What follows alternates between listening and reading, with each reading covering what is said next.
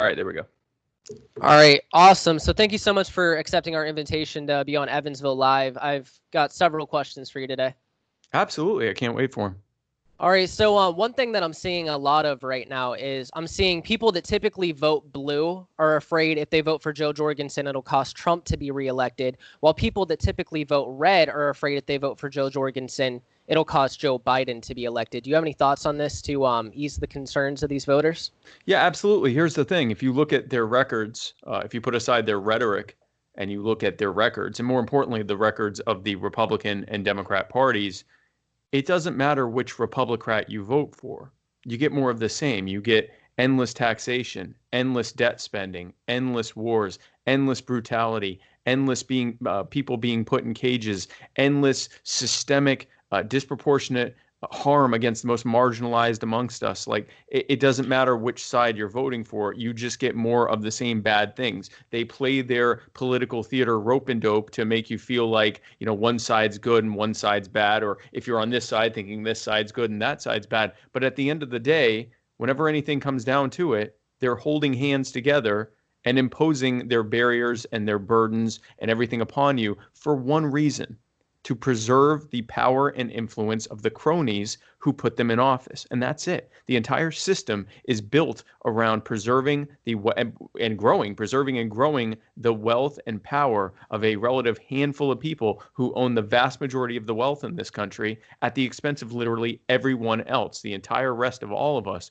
are having that imposed on us. A vote for Joe Jorgensen is a vote to dismantle that system that Republicans and Democrats have created in their exclusive control of every lever of power in the federal government and the state government and city government as well for over 160 years, and replacing those systems that they've created with common sense libertarian solutions that will fix these problems, that will put the power back in our hands and allow us to actually thrive absent the barriers that the cronies and their pandering, craven politicians have put in place. So if we're talking about Joe Biden, the architect behind the militarized police state, a man who cozied up with segregationists as often as he could, a man who said that the reason he was against integration 10 years after integration had started in earnest was that he didn't want his children to grow up in a racial jungle.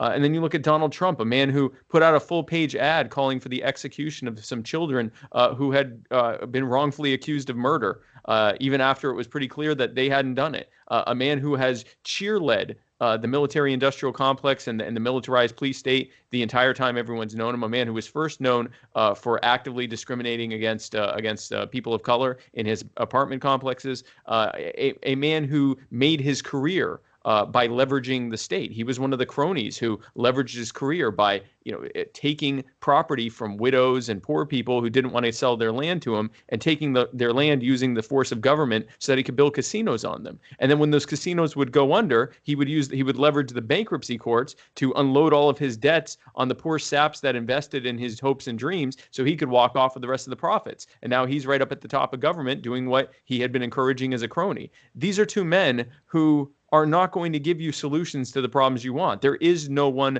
better than the other one.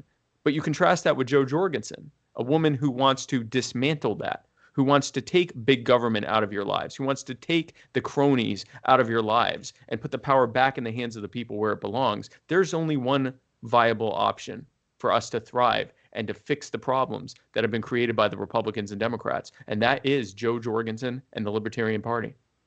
All right, thank you so much for answering that question. So to clarify, do you think that the Republican Party and the Democratic Party are two wings of the same bird?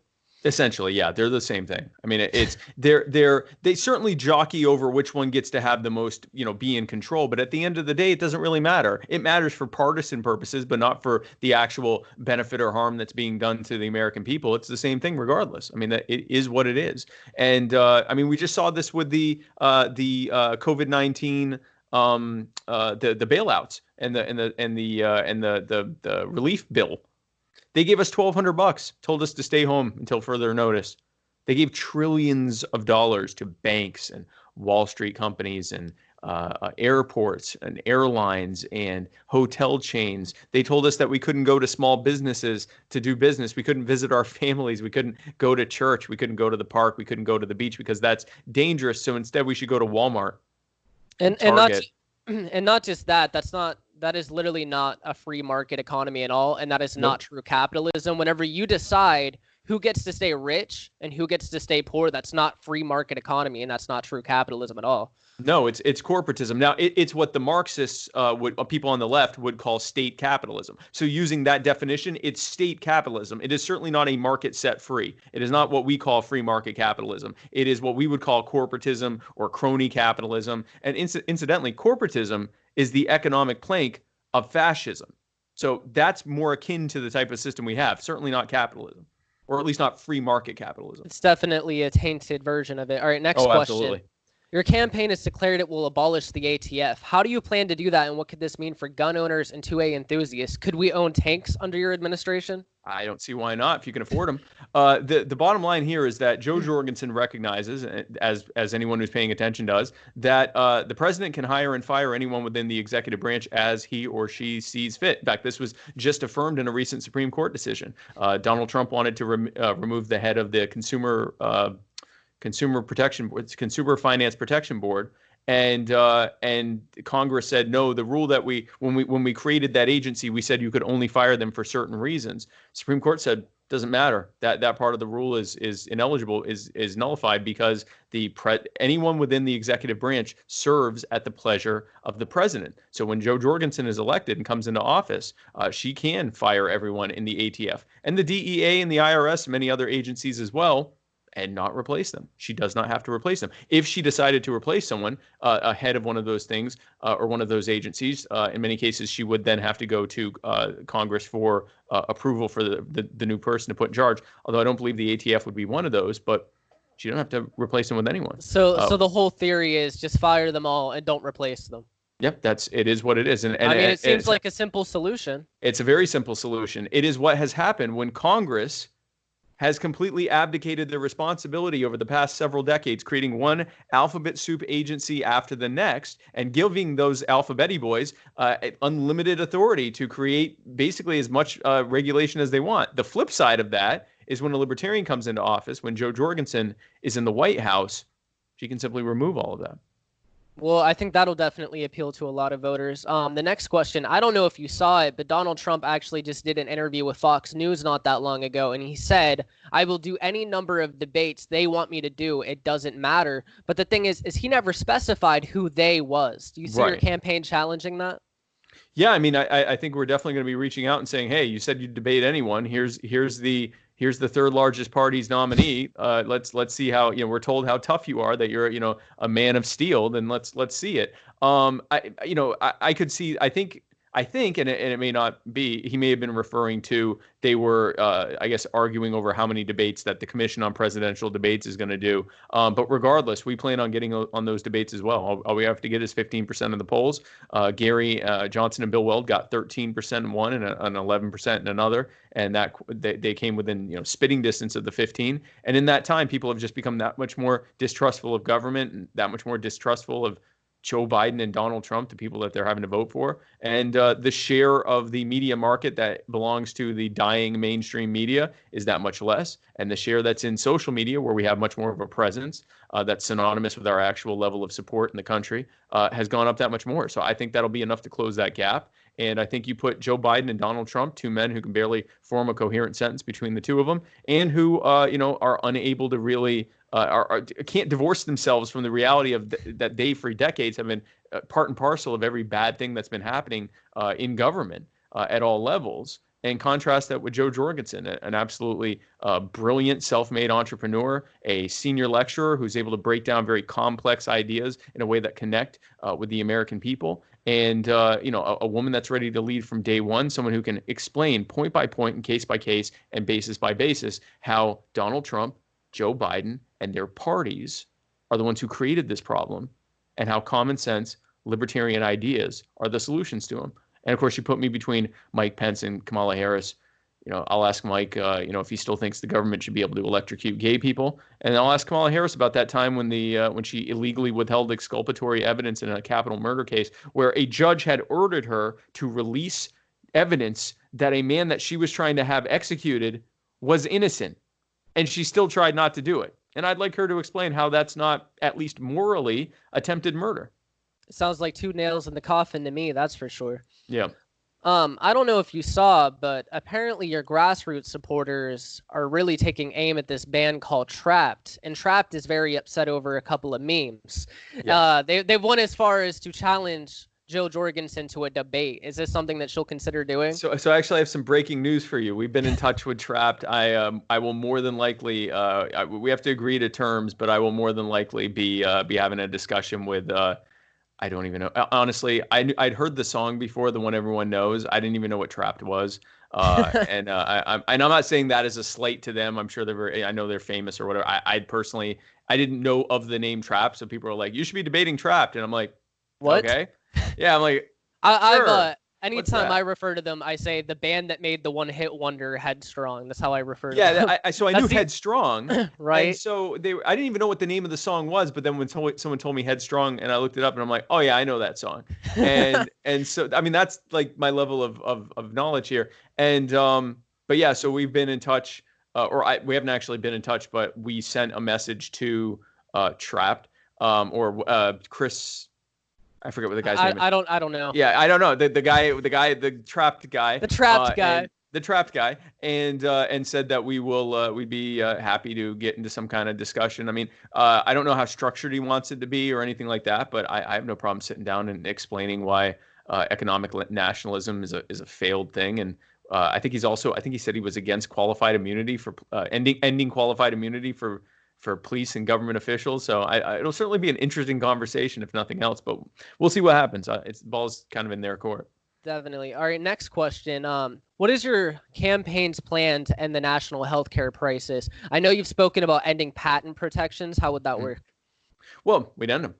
So the thing is, what we have right now with the patent protections on pharmaceuticals, especially the older ones, you have companies, venture capital companies, that will go in and buy a pharmaceutical company and completely gut the R&D department, fire everyone in R&D, and fire everyone in marketing, and really just keep the patents that they have and the production and distribution. Then they jack up the price 100 times, 1,000 times, pretty much whatever they want to charge, They because could just do it unchecked. they can do it. Medicare has to pay for it. Medicaid has to pay for it. And insurance companies have to pay for it. And no one can make that same thing. We're talking about stuff like insulin, epinephrine, stuff that's been around before any of us were born, stuff that's been around before most of our parents were born. And they jack up the price, and no one can make it, even though the ability to make it is readily available because of the patent protections. So that needs to end immediately. That is a huge part of the pricing problem that's going on. We need to allow people to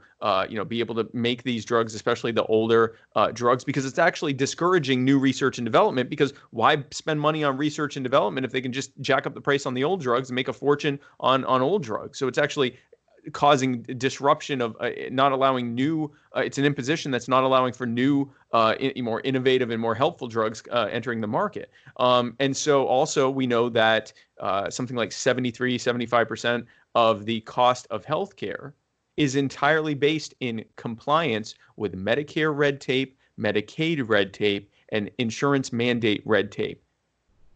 Just those three things. And all of that is, mandates, regulations, taxes, and so forth that jack up the cost of healthcare.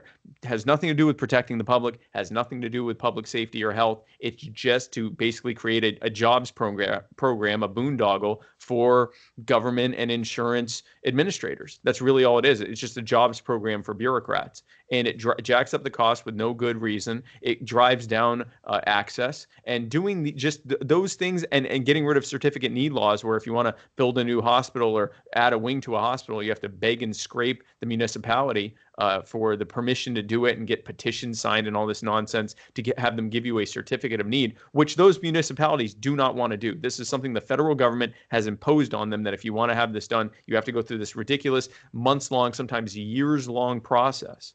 We'd get rid of that as well. And all of that will greatly reduce the cost of healthcare and greatly increase the access, and also make things like Medicare and Medicaid more affordable and sustainable. So for those who are worried about a social safety net, here's how we can make it more affordable: by removing these unnecessary protections against cronies, or protections for cronies, and red tape and bureaucracy that does nothing but create jobs for bureaucrats.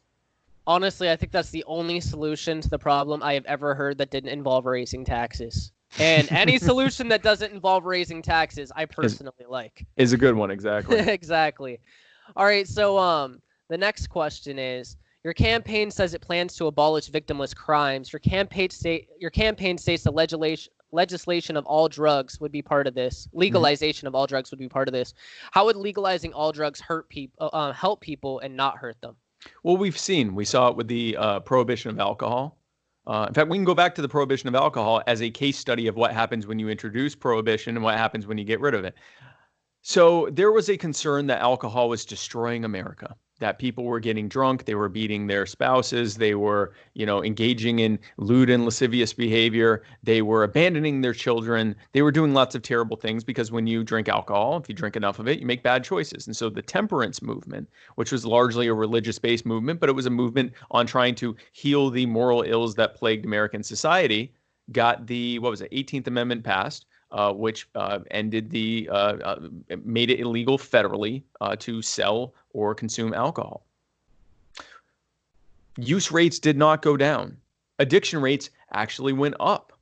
People now, because there was a black market, they had to pay more for it, which meant that it was both, because it was illegal and because it was very profitable, it became a very powerful way for what used to be little bit street gangs to suddenly become some of the most wealthy and powerful people in the entire country. Because up until then, they didn't really have a lot to make money off of. They had the protection racket and they had the, maybe running the numbers or something like that. This was before the days of the lottery and more organized forms of gambling. And that was really it. And then now all of a sudden, alcohol, they could start making money selling alcohol. They made billions of dollars back in a time when billions was way more than it is now. Al Capone ended up owning Chicago. Joe Kennedy, from the Kennedy dynasty, that's how they became famous. Was Joe Kennedy was a rum runner from Canada into Massachusetts, and this is how entire dynasties were created on the backs of something being made illegal, which put it in the hands of criminals to profit from it. That's how the mafia became as powerful as it was. All of that came from the prohibition of alcohol. Gun crime went through the roof. All types of violent crime, but gun crime went through the roof, which, the gangland violence, people killing each other in the streets with Tommy guns, all of that was fighting over turf for alcohol, which never would have happened in a freed market because stores aren't going to fight each other in the streets over being able to sell something.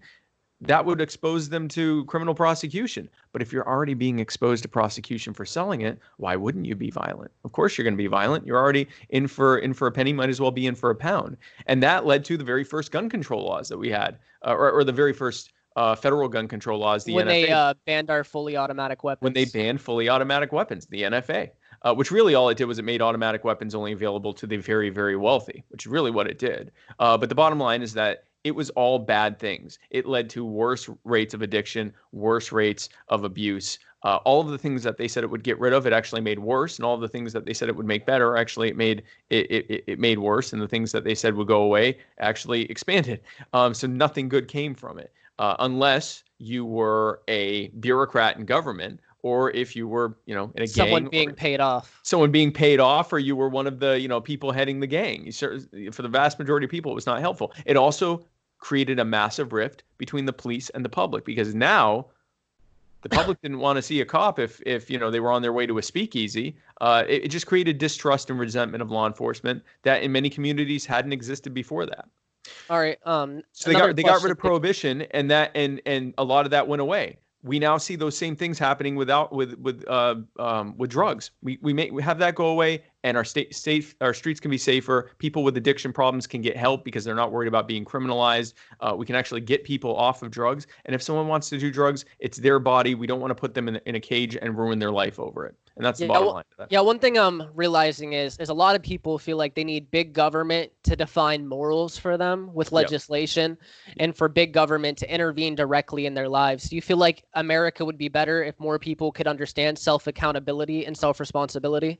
Well, it's two things. They need to understand self-responsibility. They also need to understand that they're being robbed of their, not just their responsibilities, but their opportunities by government and by the cronies who create these various barriers and burdens on them that make it harder and harder for them to thrive and to get ahead. Because if you want to be responsible, if you want to get ahead in life, you want to start a business, you have to spend thousands or even tens of thousands, or depending on the business, even hundreds of thousands of dollars before you can try to make your first penny doing whatever that is. If you want to braid hair for a living, in some states, you have to pay over 10, 20, or even $30,000 and go through school for years before you can braid hair and make your first penny doing it. Before you're legally allowed to do so. Before you're legally allowed to do it, which now means you either have to do it under the table, which means you can never really get that big, because if you get big enough, you'll go to jail or just be fined and lose everything through civil asset forfeiture, or you just go and work and be a wage slave for someone else, which is what they want. They want us to just either live on assistance or work for one of the people who are already established. They want that to happen to the small business owners and everything else. They want everything to crumble except for them, and for us all to be reliant on them and their favored crony, craven, pandering politicians. And that's the system that we have right now. So people need to understand that, yes, it's about personal responsibility, but it's about the fact that they're being robbed of their opportunity. We can't tell people to pull themselves up by their bootstraps if the bootstrap license is $100,000. We need to get rid of those licenses and those fees and those costs and those barriers and those burdens so that people really can thrive and can return to a sense of personal responsibility and responsibility for those they care about and building up their communities together. We can do that by getting rid of those burdens. Exactly. So whenever the government decided to shut down the country due to COVID and public safety concerns, we know who that hurt most, and that was small local businesses. But who do you think had the most to gain from the economy shutting down? What businesses had the most to gain from that?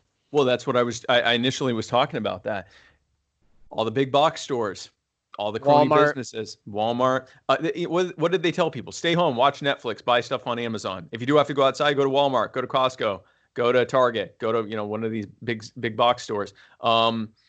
And for the things that people couldn't go to, like hotels and airlines, they got bailed out. They got trillions of dollars in bailouts. Some of these industries actually had a higher they actually exceeded their original forecast for that quarter because they got more money back than they would have gotten in actual, profit if things had stayed the same. But more importantly, let's look at what got us there. For the first 6 to 8 weeks that the COVID-19 virus was here, if someone went into a doctor's office and said, "Doc, I'm not feeling too hot. I just got back from Wuhan, China, or Hubei province, China, and I'm not feeling good, and I'm seeing this thing on TV about this new coronavirus, and I'm thinking I might have it. What can we do?" It was illegal for the doctors to test for COVID-19. It was illegal. Let me say that again. It was illegal for them to do anything. So they had to say, "I don't know, let's just treat it like the flu. Just, take it easy, or maybe it's just a cold." And the reason for that is because the CDC had a regulation in place. The Centers for Disease Control had a regulation in place that said that if you wanted to test for a new virus, you had to go through a months-long Byzantine process to get approval for it. Surprise, surprise, because it costs a fortune to do it.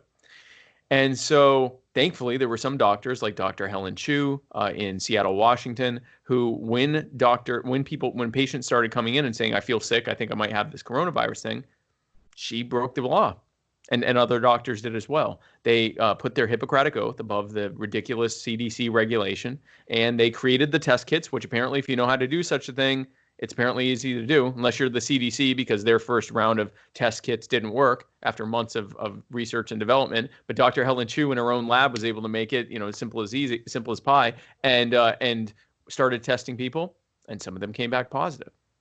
So then they went back to the CDC and said, "Hey, listen, we just tested people illegally, and it's here. It's already here. We need to do something." The CDC's initial response to that was to say, destroy those test results, tell no one anything, do not tell those patients they have COVID, do not treat them, send them home. That happened for the first nearly 2 months that the virus was here. And during that time, it was able to spread exponentially, with the vast majority of the American public none the wiser. Now, thankfully, in one final act of civil disobedience, those same doctors broke the law one more time and released those results to the public. And that forced the CDC's hand to allow for more widespread testing. But it's already too late. the cat's out of the bag. It's now way more widespread. And the states used it as an opportunity to do what we were just talking about, to tell us to stay home and only give our money to big businesses, while they created bailouts that gave us, $1,200, which is what? I mean, what's $1,200 to try to live on for like 3 months? Right. I mean, it's nothing. Nothing. It's nothing. And then they gave trillions to they gave universal basic income to billionaires. And they also told people, if you don't follow our rules, if we have to, we'll put you in a cage. And in that cage, you're almost certain to catch COVID. They weren't shy about the fact that the infection rates in the jails were very, very high. There's a reason for that. They wanted you to be scared. They wanted the implicit threat to be there, that if you didn't listen to them, they will infect you. And that is the story of what happens when government is put in charge of protecting public health. Everything, every single nightmare scenario that wouldn't even be plausible in a fictional movie about it. That's a very good answer. Thank you for answering that question. The next question I've realized a lot of people are concerned with. So your campaign has said that sex work is considered a victimless crime because no one's rights were violated in the process. Do you feel like legalizing prostitution and sex work would lead to an increase of human trafficking, or do you feel like it would lower human trafficking? It's exactly like we were just talking about with drugs. When you create a black market, worse things happen. And so a perfect example of this, human trafficking is happening because there isn't an existing legal sex work market. Because if any person can just get into the sex work field, it's not going to be profitable for me to try to kidnap people in another country and illegally smuggle them into this country to try to use them for the sex trade. It's not going to be profitable, and it will allow police to focus just on that. If they're not having to stop every single person who is willingly and in a consenting way engaging in sex work, which, by the way, is just porn without a camera, really. But if they're not having to do that, they can focus on actual sex trafficking. But really, there's not going to be as much of it because it's not going to be profitable enough. There's another thing, too. Whenever we think of sex work, we often think of the prostitute on the corner and the pimp who mistreats her and takes all of her own money. Do you know why those pimps exist in the first place? Because they're the ones that bribe off the crooked cops and protect the turf against other pimps. Well, if you make the market legal, none of that has to exist.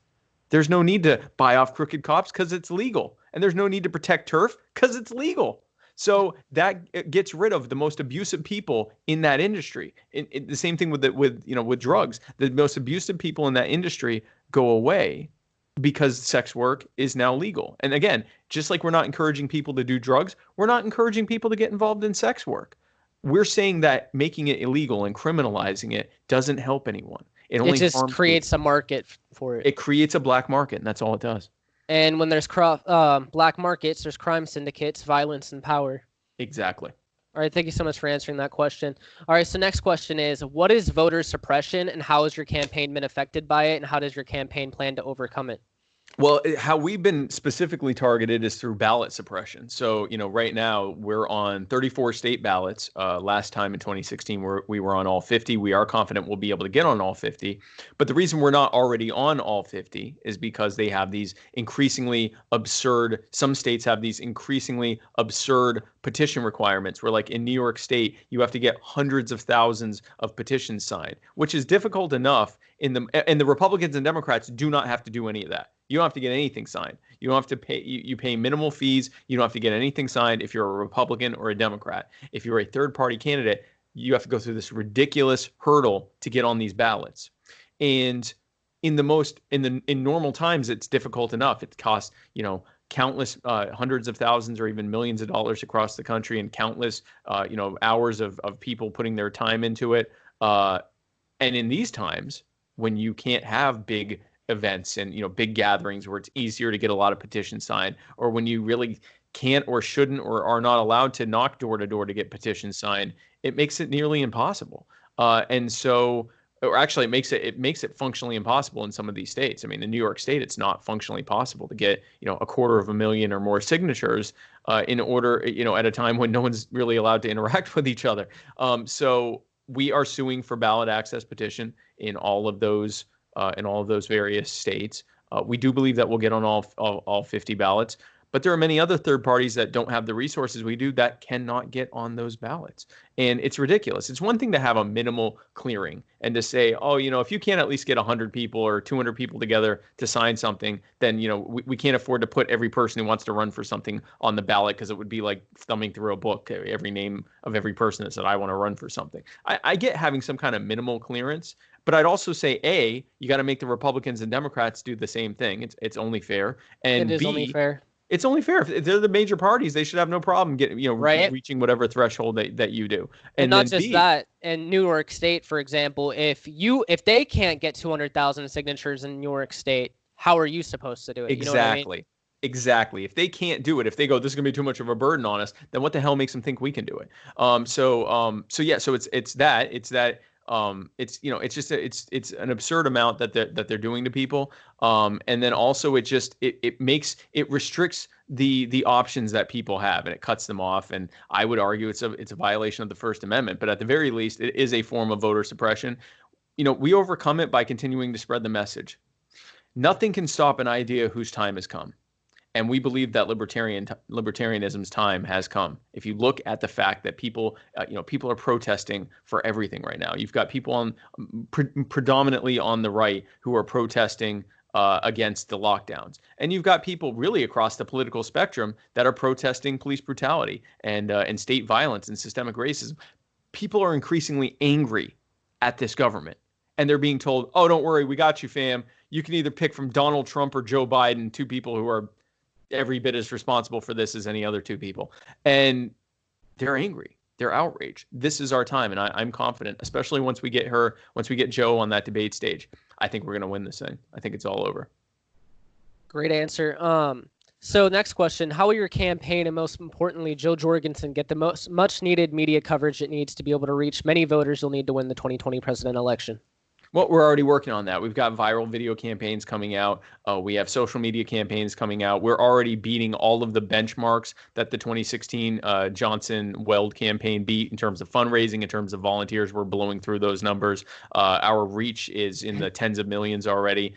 We are reaching people far and wide and spreading the message to millions and tens of millions of people. Then once we do that, that ends up becoming we've got major media interviews in the works right now. Once all of that happens, then the next step is getting us on that debate stage. And once that happens, like I said, it's all over. Once they see the contrast. Go ahead.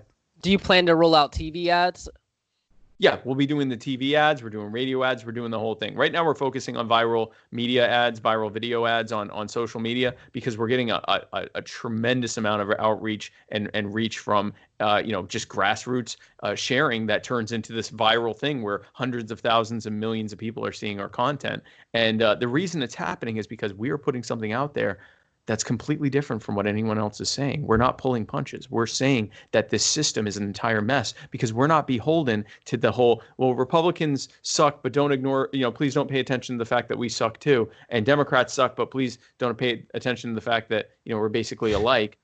We don't have to do that. We can say they both suck and we're better. We don't suck. We're actually good. Our policies are good. Our ideas are good. And here is why they are good. So and not just that, for many people, I feel like they're not used to hearing politicians talk like your campaign does. Like to many people that have never heard of your campaign or the Libertarian Party before, it's just so new to them. They've never heard anyone come up with these ideas. They've never heard it discussed. And it seems like something they're very excited in. Just in fact, Evansville Live made a post sharing your campaign promises and policies for 2020, and it ended up being our most viral shared post we've ever had, getting almost 20,000 shares and reaching 2 million people. Exactly. And that's the thing. People like the ideas once they hear people like them. the ideas. You just have to get in front of them. And it feeds into the fact that we are creating a grassroots campaign to really push that out there.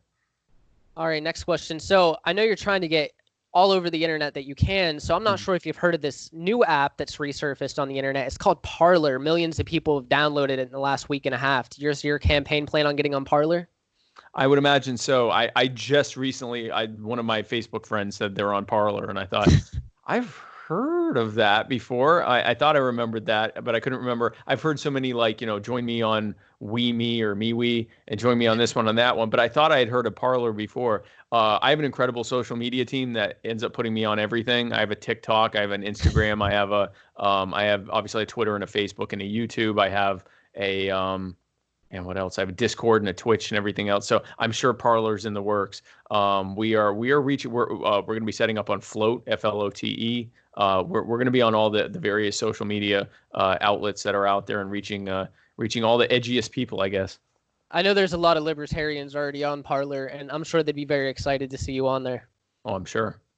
All right. So next question is, what can your grassroots supporters do to help the campaign? I've noticed a lot of online activity from your supporters and spreading awareness, but a lot of older voters don't use Facebook or social media. How can your grassroots supporters help the campaign by reaching these voters by boots on the ground? Top 3 things you can do. Number 1, fill out our volunteer form, joj2020.com, joj2020.com. That gets you into our volunteer field. Be somewhat patient with that because we are getting tens of thousands of people coming in that are volunteering, and we're onboarding them as quickly as possible. Another thing you can do that'll be a lot more immediate and impactful, join the Libertarian Party, if you have not already, at lp.org/join. Once you've done that, join your state and local Libertarian Party affiliates. Most of them are either free or they cost like $5 to join. It's not expensive at all. More importantly, they just want people. Join your local groups because they're going to have stuff for you to do immediately, and they are in touch with our regional reps who are coordinating to do stuff at the regional and statewide levels. This is going to be a grassroots campaign, not just in terms of the fact that we are actively promoting all of our down ballot candidates so that no matter how well we do, including all the way up to winning the election, but also getting all those votes down to the down ballot candidates. But in the same token, that the grassroots are really going to be the ones, like you said, out there knocking on doors, making phone calls, putting out yard signs, all of the stuff that needs to be done to make a grassroots bottom-up campaign to be able to reach as many people as possible. And another thing you can do, join us on social media, follow us on our social media, go to there's a Facebook group called Joe Jorgensen, Spike Cohen for President, Vice President 2020. And then there's, a bunch of other Facebook groups, Joe Jorgensen's Dank Meme Stash, Jorgensen Cohen Meme Army, escort Joe Jorgensen to the debate stage. They can't stop us all. There's, a bunch of different ones. And some of them have tens of thousands of followers. Join into that because people are getting really excited. But if you want to be doing stuff on the ground outside of the internet, the best thing you can do is join your state and local affiliates. Get involved with the LP at the local, statewide level. That'll help not just with our campaign, but all the other local and regional campaigns as well. All right. So since Evansville Live is local to the state of Indiana, I was wondering if you heard of our Libertarian nominee for governor, Donald Rainwater, for Indiana, and would you consider endorsing him for governor? Yeah, absolutely. I think Donald will do a great job as governor of Indiana. I haven't gotten his exact information to actually put a formal endorsement. The way we do formal endorsements is we get their information together, their headshot, and all of that, so we can put it out there. Donald's going to do a great job as governor. He will fix the problems that the Republicans have created in Indiana. He will reduce the burden and the boot on the neck of the people of Indianans. Hoosiers. Hoosiers. Oh man. Oh, I know that too. Hoosiers. I don't know who came up with it. I've only lived here for 2 years, so. Yeah, it's the Indiana. Well, it's the team, right? But yeah, so yeah, of the Hoosiers, of the Indiana people. I don't know. To remove their remove their burdens so that they can thrive. I absolutely support him in his run. All right, awesome. He released a statement, and I wanted to know if you agree with it. He posted on Facebook, "You do not own your property if you are required to make a payment to the state every 6 months in order to keep it. That's a land lease." Do you agree with that statement? Yes. You are a fief in a fiefdom against the you're a serf in a fiefdom. You don't really own your land. You're just sitting on it. They're letting you use it as long as you keep paying them. And if you don't pay them, they come and take it from you. So how can you say you own it? Now that's obviously a statewide issue with the federal government. That's not really a federal issue, property taxes. But yeah, no, absolutely. If you aren't able to own your land without paying anyone, then you don't own your land. Not you may own it to the extent that you have exclusive enjoyment, but yeah, no, it's more of a land lease. They're letting you have exclusive ownership of it or exclusive use and enjoyment of it, unless you don't pay them. That's not ownership. Yeah, it's not ownership. It's the title and illusion of ownership. That's correct. It is. It is. Yeah. No, land lease is accurate. It is actually a land lease. All right. So I know your campaign has said all taxation is theft. Yes. And a lot of conservatives and even liberals have said, how are we going to run the government without taxation? And I've even hypothesized that perhaps you will approach more of a crowdfunding donation based model. Is that something you would explore? Crowdfunding may be a thing. The bottom line is that all taxation is theft. In the same way that you can't say that you own your property if you have to pay for it, you can't really say you own yourself if someone is able to tell you that anytime that you make money or have an investment earn money for you or do anything that you have to pay someone because you did it, not in a direct exchange for services, but just because you did, you have to give it to them. And if not, they'll take even more from you. That's not ownership. You can't truly say that you own yourself in that kind of a situation. Of course, we believe in self-ownership, and we believe that those acts of aggression only fund, really bad, centrally planned, arbitrarily defined, and crony-friendly policies of the Republicans and Democrats. And so, no, one of the things I mentioned before, one of the agencies where everyone's getting fired is the IRS. And, Joe was asked if she would support a fair tax. And she said, absolutely, as long as the tax rate's 0%, because the only fair tax is nothing. There is no such thing as a fair tax. Our model, and what the Libertarian Party speaks of, is that a government should exist by voluntary funding. The thing I think of more is direct fees for services. If government has a service that's needed, then there will be demand for it. And if there's demand for it, people will be willing to pay what it costs, what it would actually cost to provide that service. And if they aren't willing to pay, or if there's not a demand, then it's not something anyone wanted or needed, and government shouldn't be doing it. So how would the fees for that service be different than taxes as is? They would work in that if you wanted that exact thing, you would pay for it. If you didn't want it, you didn't pay for it. Like if you wanted to support the military, you could pay for it. If you wanted to pay to support public roads, you could pay for it, type thing. Yeah, and that's probably where the crowdfunding kind of model goes it goes into place. The interesting thing right now is that, because a lot of people say, well, you can't do this because it'll run up the deficit. Well, if you eliminated all taxation and cut government down to the very basics of what it should be doing in the first place, and ended the wars and brought the troops home and ended the war on drugs, even if you didn't bring in a single penny of revenue, you'd still run up a smaller deficit than we're currently running now. So we'd actually be reducing the deficit far more than Republicans or Democrats have been able to do, simply by cutting government down to size, even if we didn't collect a single penny in revenue. And of course, we would be collecting revenue because there would be direct fees for services. Services that are essential. Services that are wanted. Yeah. And another question is, so with the whole crowdfunding model, would you and Joe Jorgensen support eventually working on a type of salary that was crowdfunding exclusive? I can't see why not. I would defer to Joe on specifics like that. But I mean, I personally see no problem with it. Yeah, I mean, how I look at it, if you're a politician and you're doing a good job and people love you, they're not going to have a problem donating to you. You know what I mean? Like, yeah, and neither of us are running for the, what is it? I think I get 200,000 and she gets 400,000 or something like that. Neither one of us are running for the salary. We're running to set people free. But no, I agree with you. All right, awesome. Let's see. So your campaign has made statements that we have no issues in foreign wars. Joe has said herself that she wants America to be like Switzerland, armed and neutral. Yep. So what would happen to the jobs that we pull from overseas back to America, the people that are active military right now?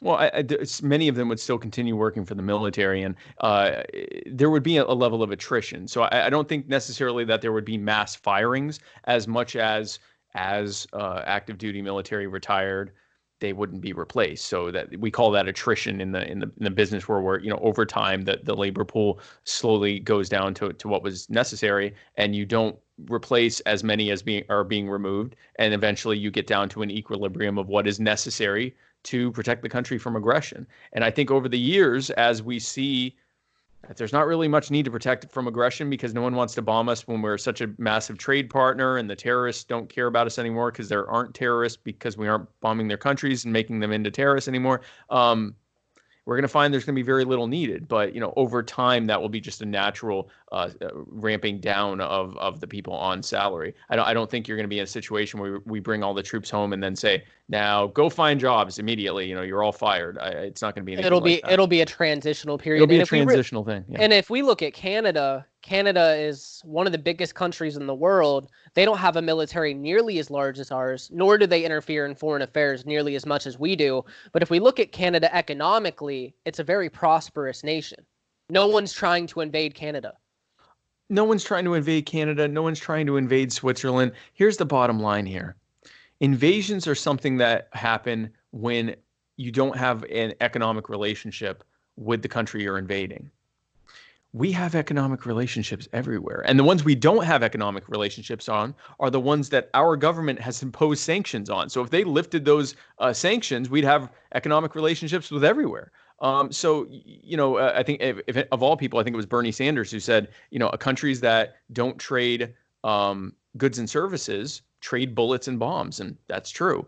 If you have trade, you now have a vested interest in not getting into fights with them. And so diplomatic things remain diplomatic things because it's just not worth fighting. And especially, if you're dealing with, a country that is not only a nuclear power, but also half the country is more heavily armed than the average other country's military. I think that, at that point, I don't think anyone has any interest in invading, because how would they win? We have more guns than everyone else combined. Yeah, not just that. Even if we didn't have a large military here, Americans are so armed to the teeth. Any foreign invader would be met with such force. Yeah, I forgot the statistic, but if you took every private gun owner, that would amount to a military that is larger than every other military, including, it was like 4 times larger than every other military, including the U.S. military combined. And they have home court advantage. They're fighting from their houses and their properties and their neighborhoods. They're not venturing into foreign territory thousands of miles away and dealing with that whole supply chain infrastructure and everything else. Come to my house and try to invade me. It's not going to happen. No one's going to invade us. Exactly. Another question I see a lot of people ask is if your campaign is pro-life or pro-choice. And from what I've been gathering, it's more or less that your campaign is anti-government choice. Can you get down into that for me? Yeah, and unfortunately, this will have to be the last question because I have to go over to, I have a 4 o'clock that's starting after this, so I do apologize. But we're anti-government involvement. We recognize that people can hold the libertarian platform says we recognize that people can hold very strongly held opinions that come from good faith and a place of really strong commitment to those beliefs. And because so many people have so many different opinions on this subject, and because we don't think the government should be getting involved in these types of affairs, we just think it's best to leave it to the conscientious decision of the pregnant woman, the person that's pregnant with the fetus, to decide what they think about it and what they want to do. Abortion's a very difficult subject. It is not as cut and dry as either side wants to say that it is, but at the end of the day, we think government should be out of it. All right. Thank you so much for coming on my show. I appreciate it. You have a wonderful day. You too. And guys, if you liked what you heard, again, come join us, joj2020.com. And thank you again for having me on for Evansville Live. I appreciate it, Austin. Thank you so much. All right. You have a good one. You too.